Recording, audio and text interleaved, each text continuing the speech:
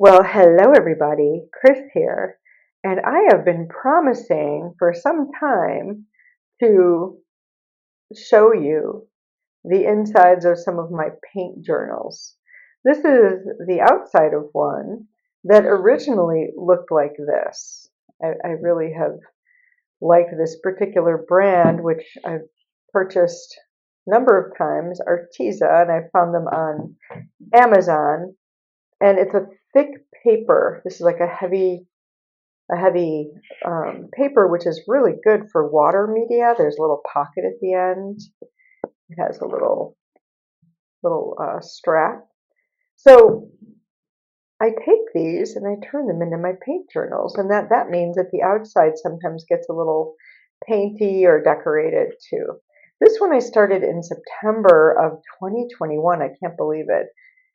My goodness, I think it's one of my oldest ones, and it's not long into when I started painting again. During the pandemic, I started working in these little journals as part of my work. So let's just go in. I know I was working in colored pencil. I think I was using watercolor pencil. Some of these might have gouache. Some of this journal might not even have too much acrylic in it yet, which is what I work with now. But look at those metallics. Oh yeah, I was using a metallic watercolor, these wonderful metallic watercolors. I love those. What do I need to know?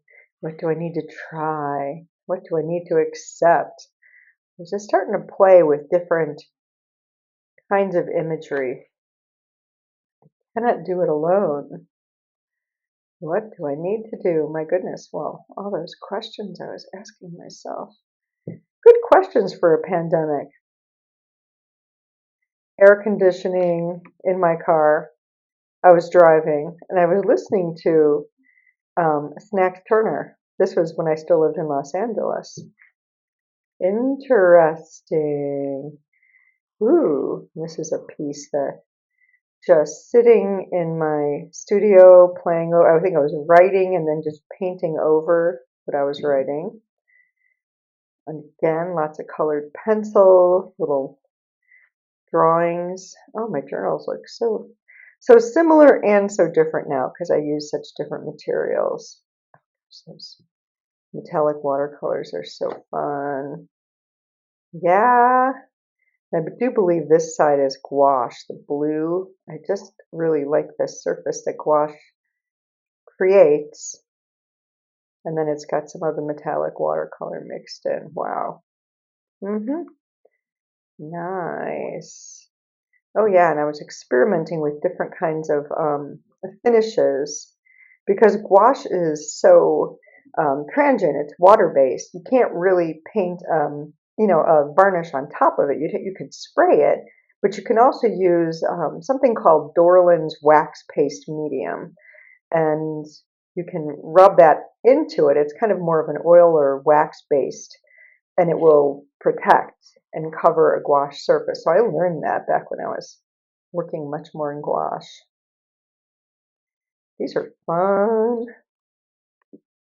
Yeah. A lot of these are just pencils and then going in with different metallics, coming up with different kinds of, I don't know,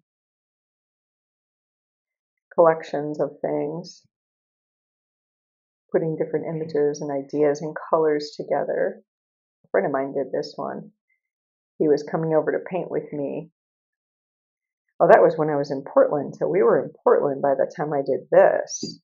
Oh, right. This was possibly all a Portland journal. Yeah. Ooh, I love this. This one that I've always really liked. That's a combination. I don't think I've opened this thing for years. Stencils. It's really like the different kinds of elements, putting different kinds of elements together and just seeing what they do. It's just so interesting to me. Oh yeah, and this one I really like.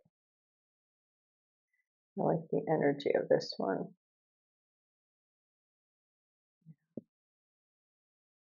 and colors.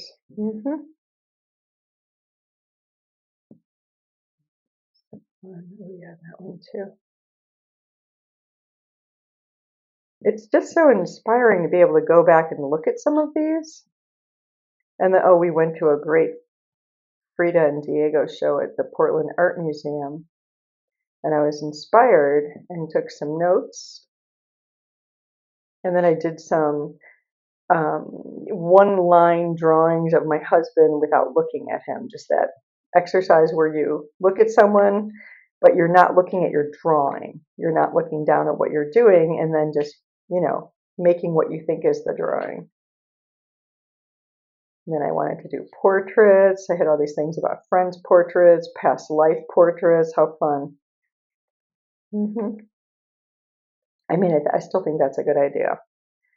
These colors. I always love the greens and pinks together. Wow. Something about having metallic on such a matte surface too that is so satisfying. The different textures.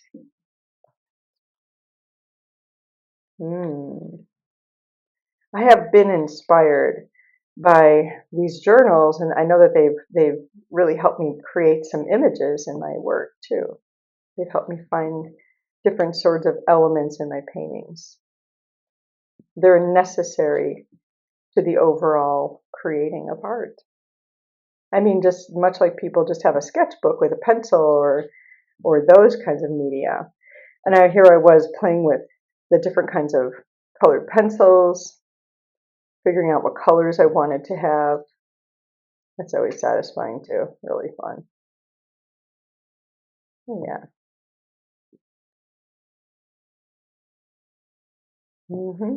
Super fun. I think this is where we're starting to get into acrylic more. Yeah, see, there's a lot of pages in these little notebooks. That's like a whole thing, a whole scene. Oh, and this one, the palette, just wonderful. Oh, that's neat too. I think this one I made on a plane or in a car. We were doing a road trip or we were going someplace. And I had my colored pencils with me. Yeah. That is the thing about this. The size is so nice. It's 4x6. So it's such a nice little size to take with you when you're traveling. Just to stick into my purse. I can put one of these in a small bag. And a few pencils. Fun.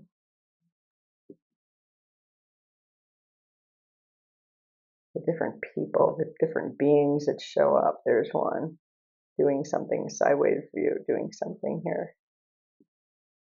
Oh yeah, and stenciling right on top. This is definitely when we're getting more into acrylic. Yeah. So the metallics now are more in the acrylic range.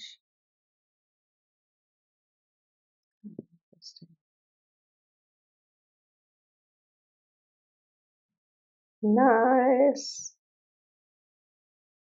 That might be the last page. And then I just put some information on the back. Anyway, that is the art journal, the original one I have, and I've got a few more to go. So there'll be some future videos showing these. Wonderful. Thank you for watching. And please like my video and subscribe to my channel. There'll be a lot more coming. Thank you.